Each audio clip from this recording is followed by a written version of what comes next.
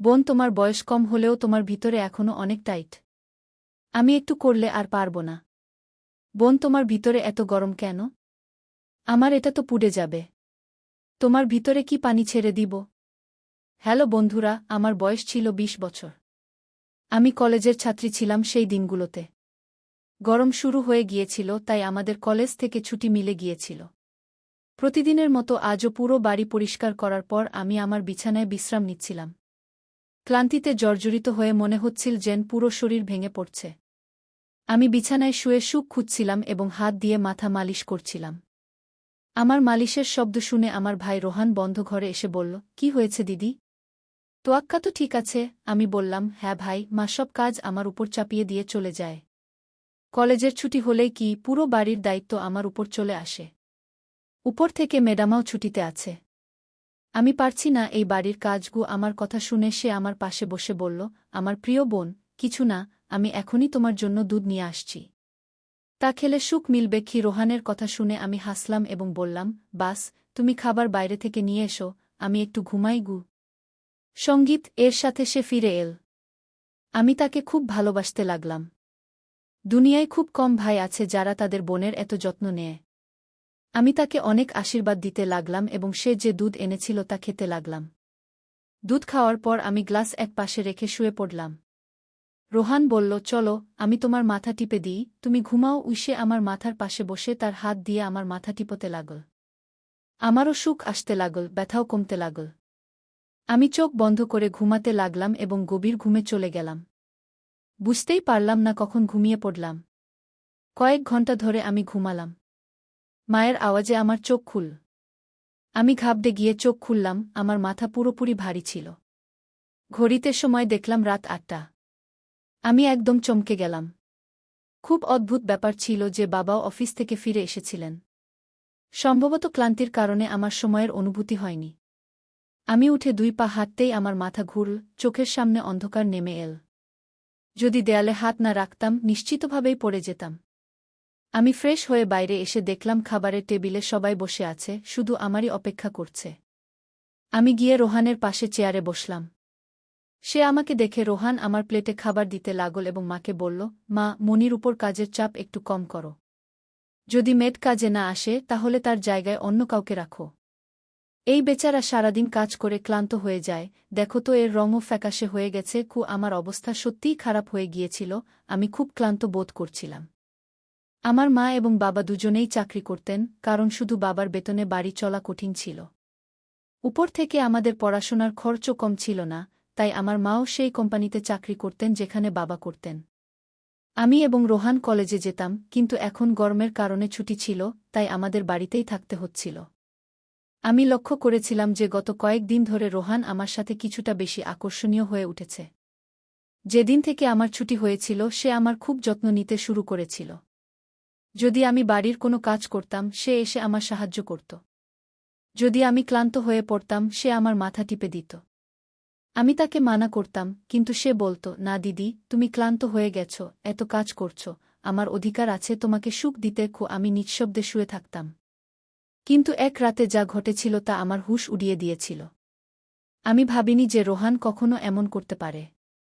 আমি আমার ঘুমে ঘুমাচ্ছিলাম, মধ্যরাতে আমি অনুভব করলাম যেন কেউ আমার ঘরে এসেছে, ধীরে ধীরে হেঁটে আমার বিছানার কাছে এসেছে। যদিও আমি ঘুমাচ্ছিলাম, কিন্তু আমার মন সেদিকে ছিল। আমি হঠাৎ করে চোখ খুললাম, ঘর অন্ধকারে ডুবেছিল। যখন আমি উঠে দেখলাম তখন ভিতরে কেউ ছিল না, শুধু ঘরের দরজা একটু খোলা ছিল। আমি ঘুমানোর আগে সবসময় দরজা বন্ধ করে ঘুমাতাম, তাহলে এটি কিভাবে খুলে যেতে পারে? আমি ঘুমন্ত চোখে উঠে দরজা লক করতে লাগলাম। দরজা লক করার পর আবার বিছানায় শুয়ে পড়লাম। আমার চোখ বন্ধ হওয়ার সাথে সাথেই আবার আমি পায়ের শব্দ শুনতে পেলাম, যেন কেউ বিছানায় আমার পাশে বসেছে। মনে হচ্ছিল যেন কেউ তার হাত আমার দিকে বাড়াচ্ছে, কিন্তু যখন আমি ফিরে তাকালাম তখন কেউ ছিল না। আমি ভয় পেতে শুরু করলাম। আমি উঠে ঘরের লাইট জ্বালালাম, দরজা খুলে বাইরেও দেখলাম, কিন্তু সেখানেও কেউ ছিল না। আজকের আগে কখনো এমন হয়নি যা এখন ঘটছে। আমার তৃষ্ণা পেল, তাই আমি ঘরের দরজা খুলে বাইরে বের হলাম। এই সময় রোহানও তার ঘর থেকে বেরিয়ে এল। আমাকে দেখে সে জিজ্ঞাসা করল, কি হয়েছে? তুমি এখনও জাগছ? আমি উত্তর দিলাম, কিছু না, শুধু এমনই মনে হচ্ছিল ও এমন মনে হচ্ছিল যেন ঘরে কেউ উপস্থিত আছে। পানি পান করে আমি আবার ঘরে ফিরে এলাম, আর পিছন পিছন সেও চলে এল। সে বলল, আপনাকে ভয় পাওয়ার কিছু নেই। যদি ভয় পাচ্ছেন, আমি আপনার পাশে ঘুমিয়ে যেতে পারি। আমি তাকে মানা করে বললাম, না, তোমার ঘুম নষ্ট করার দরকার নেই। তুমি তোমার ঘরেই ঘুমাও। কিন্তু সে জিদ ধরল, আমি আপনাকে কোনো অবস্থাতেই একা ছাড়তে পারব না। আপনার অসুস্থতা বাড়তে পারে। আমি আপনাকে কষ্টে দেখতে পারব না। আপনি ঘুমান, আমি এখানেই ঘুমিয়ে যাই। শেষ পর্যন্ত আমি বিছানায় গিয়ে ঘুমিয়ে পড়লাম, আর সে বালিশ তুলে সোফায় রেখে সেখানেই ঘুমিয়ে গেল। সেই রাতে আমার মনে হচ্ছিল যেন কেউ আমার মাথার কাছে বসে আমাকে দীর্ঘক্ষণ দেখছে। সে আমার চুলে হাত বুলাল, আমার মুখে আঙুল বুলাল, আর আমি শান্তিতে ঘুমাচ্ছিলাম। সবকিছু স্বপ্নের মতো মনে হচ্ছিল। পরের সকালে যখন আমি উঠলাম, আমার মেজাজটা খুবই অদ্ভুত ছিল। কিন্তু যখন আমি আমার ভাইকে লক্ষ্য করলাম, আমি হতবাক হয়ে গেলাম। ভাগ্যিস আমি নিজেকে একটি চাদর দিয়ে ঢেকে রেখেছিলাম। আমার শার্ট এলোমেলো হয়ে গিয়েছিল। আমি অবাক হলাম, কারণ আজকের আগে আমি কখনো এত আরামে ঘুমাইনি। আজ রোহন খুব খুশি মনে হচ্ছিল। জানি না কি কারণে। আমি তাকে জিজ্ঞাসা করতেই সে বলল, আমি তো প্রতিদিনই এত খুশি হই। যার আপনার মতো বোন আছে সে কেন খুশি হবে না? বাড়ির সব কাজ শেষ করে যখন আমি বসলাম, রোহন তেল নিয়ে আমার কাছে চলে এল। বলল, মণি দিদি, আপনি আপনার চুল খুলে দিন। আমি আপনার মাথায় ম্যাসাজ করে দিই। তার আচরণ আমার কাছে অদ্ভুত লাগছিল। আমি বললাম, এটা তোমার কাজ নয়। যাও, তোমার বন্ধুদের সাথে ঘুরে বেড়াও। আমার ম্যাসাজের দরকার নেই। কিন্তু সে আমার কথা শুনল না, নিজে থেকেই আমার চুল থেকে ক্লিপ খুলে বলল, আপনি জিদ করবেন না। ভাগ্যবানদেরই এমন ভাই মেলে। যখন আপনার ভাই আপনার সুন্দর রেশমি চুলে ম্যাসাজ করতে চায়, তখন আপনার কি সমস্যা হতে পারে? আসুন, আমি আপনার মাথার ম্যাসাজ করে দিই। আপনি অনেক শান্তি পাবেন। সে আমাকে তুলে ঘরে নিয়ে গেল। আমি বিছানায় বালিশ রেখে শুয়ে পড়লাম। আমার চুল বিছানা থেকে নিচে ঝুলছিল। সে আমার মাথার পাশে বসে আমার চুলে ম্যাসাজ করতে লাগল। রোহন আমার থেকে 3 বছর ছোট ছিল, কিন্তু আমাকে নাম ধরে ডাকত। বলতো, আপনি এত সুন্দর যে আপনাকে দেখলে মনে হয় আপনি যেন সবসময় এভাবেই হাসতে থাকেন, আর আমি যেন আপনার আদর পেতে থাকি। সে আমার চুলে ম্যাসাজ করছিল, আর তার হাতে যেন জাদু ছিল। আমি এত মজা পাচ্ছিলাম যে আমি ঘুমের কোলে হারিয়ে যেতে লাগলাম। তেলের গন্ধ খুব চমৎকার ছিল। আমি তাকে জিজ্ঞাসা করলাম, এটা কোনো তেল? সে বলল, এটা খুবই বিশেষ তেল। বিশেষ আপনার জন্য? আপনার এত সুন্দর চুলের জন্য এটা তৈরি। তার কথা খুব মিষ্টি লাগছিল। আমি বুঝতে পারছিলাম না। এর মধ্যেই আমি ঘুমিয়ে পড়লাম। কিছুক্ষণ পরে যখন আমার চোখ খুলল, আমার পুরো শরীর ব্যথায় ভেঙে পড়ছিল। মনে হচ্ছিল যেন আমার পায়ে খুব বেশি ওজন চাপিয়ে দেওয়া হয়েছে। পুরো শরীর ব্যথা করছিল। ধীরে ধীরে উঠে বসলাম আর চারদিকে তাকালাম। যখন আমার ভাইকে লক্ষ্য করলাম, সে সম্পূর্ণ ভেজা ছিল, যেন কেউ আমাকে গোসল করিয়ে দিয়েছে। কাপড় ভেজা ছিল, পাখা বন্ধ ছিল, আর গরম লাগছিল। এসব কি হচ্ছিল? আমি খুব কষ্ট করে দেরিতে উঠলাম। আমার মাথা ঘুরছিল, হাঁটা কষ্টকর হচ্ছিল। আমি আমার অবস্থা বুঝতে পারছিলাম না যে এসব কি হচ্ছে। খুব কষ্ট করে বাথরুমে গিয়ে ফ্রেশ হলাম। আমার অবস্থা দেখে মনে হচ্ছিল যেন আমি ঘুমাইনি, বরং কোনো কঠোর পরিশ্রম করেছি। যখন আমি ঘর থেকে বের হলাম, আমার কানে কানে কিসের শব্দ শুনতে পেলাম। মনে হচ্ছিল যেন কেউ কারো সাথে কথা বলছে। বাড়িতে আমার আর তার বাইরে কেউ ছিল না। তাহলে সে কার সাথে কথা বলছিল? আমি প্রথমে কিচেনে পানি পান করতে গেলাম, কিন্তু তখন পর্যন্ত আওয়াজ বন্ধ হয়ে গিয়েছিল। আমি কিচেনের দরজার পাশে দাঁড়িয়েছিলাম যখন সে বসার ঘর থেকে বের হল। তার হাতে অনেক টাকা ছিল, যা দেখে সে হাসছিল। আমার কপালে ভাঁজ পড়ল। পরের মুহূর্তেই তার নজর আমার উপর পড়ল। আমাকে দেখে বলল, মণি, আপনি কি? আর তার হুঁশ উড়ে গেল। আমি হেঁটে তার কাছে গেলাম। সে তাড়াহুড়ো করে টাকা তার প্যান্টের পকেটে ঢুকাচ্ছিল। কিন্তু আমি তার হাত ধরে টাকাগুলো সামনে এনে বললাম, এত টাকা তোমার কাছে কোথা থেকে এল? সে নজর নামিয়ে বলল, আপনি প্লিজ বাবাকে বলবেন না। এ টাকা বাবার বন্ধু দিয়েছে। আমি জোর দিয়ে জিজ্ঞাসা করলাম, কে? সে বলল, এ টাকা বাবার এক বন্ধু অনেক বছর আগের ধার হিসেবে ফেরত দিয়েছে। আমি ভেবেছিলাম এ দিয়ে মোবাইল কিনব, কিন্তু সে টাকা আমাকে দিয়ে দিল। আমি বললাম, হ্যাঁ, তুমি ভালো করেছ। বাড়ির অবস্থা দেখো কত খারাপ। আমাদের বাবা মা দুজনেই চাকরি করছেন, আর তুমি মোবাইল নেওয়ার কথা বলছ। সে লজ্জিত ছিল। আমি সেই টাকা রাতে বাবাকে দিয়ে দিয়েছিলাম। সেই রাতে সান আমার সাথে কোনো কথা বলেনি এবং তাড়াতাড়ি ঘুমাতে চলে গেল।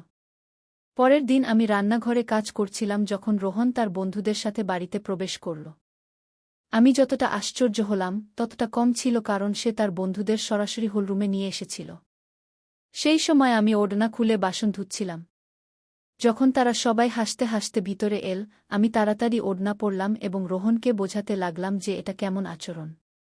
তুমি জানো এই সময় মা বাবা বাড়িতে নেই, তবুও তুমি এদের বাড়িতে নিয়ে এসেছ। রোহন বলল, এটা আমার বাড়ি। যখন তোমরা আমার খেয়াল রাখো না, তখন আমি তোমাদের খেয়াল কেন রাখব? ভালো করে খাবার তৈরি করো, আমার খুব বিশেষ বন্ধুরা এসেছে।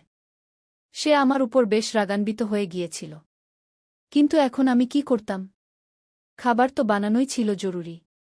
আমি তার বন্ধুদের জন্য খাবার বানাতে লাগলাম। তখন সে বলল, খাবার পরিবেশন করতেও তুমি নিজেই আসবে। রোহনের আচরণ আমাকে হতবাক করছিল। এত ছোট বিষয়ে সে কিভাবে এতটা বদলে গেল? আমি খাবার টেবিলে সাজিয়ে দিলাম। আমি লক্ষ্য করলাম যে তার বন্ধুরা বারবার আমাকে একদৃষ্টে তাকিয়ে দেখছে। তারা সবাই রোহনের চেয়ে বয়সে বড় ছিল এবং অদ্ভুতভাবে তাকিয়েছিল, যেন আমাকে কাঁচা খেয়ে ফেলবে। আমি আমার ঘরে গিয়ে দরজা বন্ধ করে রইলাম। যেই তারা চলে গেল, আমি রোহনের উপর ফেটে পড়লাম যে ভবিষ্যতে তোমার বন্ধুরা যেন এই বাড়িতে আমার সামনে না আসে। কিন্তু সে পরক্ষণেই আমার হাত ধরে বলল, এত রাগ কোথা থেকে আসে? তারা আর কখনো আসবে না। কিন্তু তুমি মা বাবাকে এ ব্যাপারে কিছু বলবে না। কেমন ছেলে ছিল সে? কখনো স্নেহ দেখাত, কখনো বিরক্ত হতো। যাই হোক, আমি হ্যাঁ বলে মাথা নাড়লাম এবং আমার ঘরে চলে গেলাম। রোহনের আচরণ আমাকে কিছুটা অস্বস্তিতে ফেলছিল, কারণ সে আমাকে অদ্ভুতভাবে দেখতে শুরু করেছিল। সেই দিনও যখন আমি আমার ঘরে বিশ্রাম নিতে ঘুমিয়েছিলাম, হঠাৎ আমার পায়ে কারো হাতের স্পর্শ অনুভব করলাম। আমি ভয়ে চোখ খুললাম। রোহন আমার পাতার কোলে রেখে মেসাজ দিচ্ছিল। আমি তাকে এমন করতে মানা করলাম, কিন্তু সে বলল, আমি যা করছি করতে দাও। এই বাড়িতে একমাত্র আমিই তোমার এতটা খেয়াল রাখি। মা বাবা তো কাজেই ব্যস্ত। আমিও ক্লান্ত হয়ে পড়েছিলাম। চোখ বন্ধ করলাম এবং ঘুমাতে লাগলাম। রোহনের হাতের ম্যাসাজে আমি গভীর ঘুমে তলিয়ে যাচ্ছিলাম। কিন্তু যখন আমার চোখ খুল, আমার হুঁশ উড়ে গেল। আমার মাথা ভয়ানকভাবে ঘুরছিল। বিছানার চাদর সম্পূর্ণ ভিজে গিয়েছিল। বিছানায় একটি শার্ট এবং একটি মেল পারফিউম পড়েছিল। এই জিনিসগুলো কার ছিল? আমি কিছুই বলতে পারলাম না। মাথায় এত তীব্র ব্যথা ছিল যে আমি আবার বিছানায় পড়ে গেলাম। মনে হচ্ছিল কেউ আমাকে অজ্ঞান করার ওষুধ খাইয়ে দিয়েছে। আমি কাছে কানে কানে কথা শুনতে পাচ্ছিলাম, কিন্তু কে কথা বলছিল তা আমি বুঝতে পারছিলাম না। শুধু রোহনের কণ্ঠ শুনতে পাচ্ছিলাম। মনে হচ্ছিল সে আমার ঘরে আছে এবং আমাকে উঠানোর চেষ্টা করছে। কিছুক্ষণ পরে যখন আমার চোখ খুল, পুরো দৃশ্য আমার চোখের সামনে ঘুরতে লাগল। আমি প্রথমে বিছানার দিকে তাকালাম, যেখানে শার্ট এবং পারফিউম পড়েছিল, কিন্তু এখন সেখানে কিছুই ছিল না। আজ আবার আমার অবস্থা খুব অদ্ভুত ছিল। আমি তো আর শিশু নই যে এগুলো বুঝতে পারব না। বাড়িতে আমার এবং রোহন ছাড়া আর কেউ ছিল না। তাহলে আমার ঘুমানোর পর এমন কি হচ্ছিল যে আমার পুরো শরীর যেন পানিতে ভিজে গেছে? শুধু তাই নয়, আমার শরীর ব্যথায় কুঁকড়ে গিয়েছিল এবং রং সম্পূর্ণ ফ্যাকাশে হয়ে গিয়েছিল। দিনের পর দিন আমি দুর্বল হয়ে পড়ছিলাম। সেই দিনও রোহন আমার কাছাকাছি আসার চেষ্টা করছিল, কিন্তু আমি অজুহাত দেখিয়ে আমার ঘরে চলে গেলাম। মাথায় অদ্ভুত সব চিন্তা আসতে শুরু করেছিল। স্বাস্থ্যও বেশ খারাপ ছিল। আমার অবস্থা দেখে মাও চিন্তিত হয়ে পড়েছিলেন। তিনি বললেন পরের দিন অফিস থেকে ছুটি নিয়ে আমাকে ডাক্তারের কাছে নিয়ে যাবেন, যাতে বোঝা যায় আমার সমস্যা কী। সেই রাতে আমি বারবার জেগে উঠছিলাম এবং ঠিকঠাক ঘুমাতে পারছিলাম না।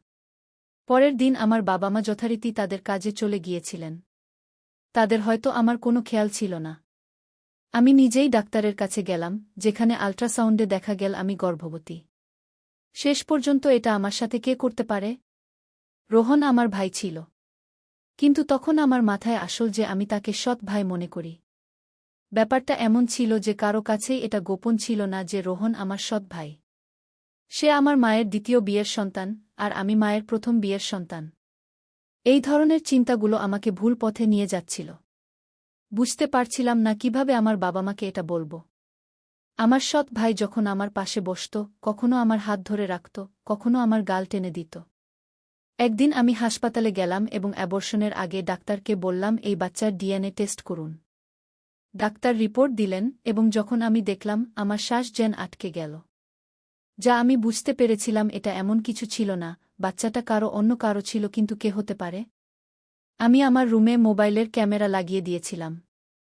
একদিন যখন বাবা মা বাড়িতে ছিল না, রোহন আবার আমার কাছে এল এবং আমার মাথায় মালিশ করতে শুরু করল। আমি অনেক চেষ্টা করলাম যাতে না ঘুমাই, কিন্তু তেলের সম্ভবত অজ্ঞান করার ওষুধ ছিল। যেই আমি ঘুমালাম, অজ্ঞান হয়ে গেলাম। 2 ঘণ্টা পর জ্ঞান ফিরল, বাবা মাও বাড়ি ফিরে এসেছিলেন। যখন আমি রুমের রেকর্ডিং দেখলাম, আমার পায়ের নিচে মাটি সরে গেল। রোহন আমার রুমে তার কামুক বন্ধুদের নিয়ে আসত, যারা আমার সাথে খারাপ কাজ করত। তাদের কাজ শেষ করে তারা রোহনকে টাকা দিয়ে চলে যেত। এটা জানার পর আমি ভেঙে পড়লাম। আমি রুম থেকে বের হয়ে রোহনের গলা ধরে ফেললাম এবং থাপ্পড়ের বৃষ্টি করে দিলাম। তখন মা বাবাও এসে গেলেন এবং বাবা রেগে আমার হাত ধরে বললেন, তোমার জ্ঞান আছে? তুমি পাগল হয়ে গেছ? কেন মারছ এটাকে? আমি কাঁদতে কাঁদতে ভিডিওটি দেখালাম যে এই নীচ মানুষটা আমার সাথে কি করছিল। ভিডিও দেখে মা মেঝেতে পড়ে গেলেন, বাবাও বিশ্বাস করতে পারছিলেন না। তিনি রোহনকে ধরে খুব মারলেন, তার মুখ ও নাক থেকে রক্ত পড়ছিল। রোহন রেগে বলল, আমি এটাকে কখনো আমার বোন ভাবিনি। আমার টাকার দরকার ছিল, লোকেরা এটার জন্য লক্ষ লক্ষ টাকা দিতে রাজি ছিল। আমার নিজের প্রয়োজন মেটাতে হয়েছিল, তাই এই পদক্ষেপ নিয়েছি। নিজের বোনের দেহ ব্যবসা করিয়েছি। আমি আমার কানে হাত দিয়ে শুধু কাঁদতে লাগলাম। বাবা তাকে এত মারলেন যে সে রক্তাক্ত হয়ে গেল, কিন্তু কোনোরকমে নিজেকে তাদের থেকে ছাড়িয়ে বাড়ি থেকে পালিয়ে গেল এবং আর কখনো ফিরে আসেনি। আমার পেটে যে বাচ্চা ছিল তা অবৈধ ছিল, আমি অ্যাবর্শন করিয়ে নিয়েছি। কিন্তু রোহন যে ঘৃণ্য খেলা আমার সাথে খেলেছে, আমি মরেও ভুলতে পারব না। ভাই সেই হয় যে আপনাকে মন্দ থেকে বাঁচায়। কোনো অচেনা পুরুষের হাতে আপনার যুবতী বোন বা মেয়েকে ছেড়ে দেওয়া বড় বোকামি, কারণ শয়তানপন্থী মানুষ সবসময় অপেক্ষায় থাকে কখন তারা কোনো নিরীহের ইজ্জত নষ্ট করবে। তাই আমি আমার সব দেখার ও শোনার দর্শকদের এই অনুরোধ করব, সবসময় আপনার বোন মেয়েদের খেয়াল রাখুন এবং কোনো অবস্থাতেই একা ছেড়ে দেবেন না। বন্ধুরা, এখানে ভুল বাবা মার ছিল, যারা টাকা কামানোর চেষ্টায় বাচ্চাদের থেকে একদম বেকবর হয়ে গিয়েছিলেন। অথবা আমার ভুল ছিল যে আমি আমার সৎ ভাইয়ের সাথে এই বাড়িতে থাকতাম, আমি তার উপর অতিরিক্ত বিশ্বাস করতাম, তাকে আমার নিজের ভাই ভাবতাম। তাই বন্ধুরা, নিজের এবং পরিবারের খেয়াল রাখুন। দেখা হবে অন্য কারো নতুন গল্প নিয়ে, ততক্ষণ পর্যন্ত বিদায়।